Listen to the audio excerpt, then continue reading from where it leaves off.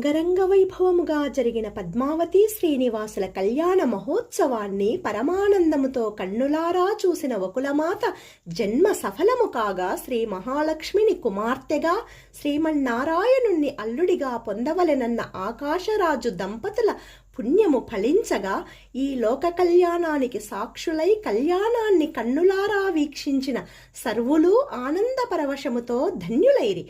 ఆ తరువాత ఆకాశరాజు దంపతులు బరువెక్కిన హృదయముతో ఆనందాశ్రువులతో పద్మావతీదేవిని వకులమాతకు శ్రీనివాసునికి అప్పగింతలు చేసి లెక్కలేనన్ని సార సంభారాలతో నారాయణపురము నుండి ఘనముగా వెంకటాద్రికి సాగనంపిరి.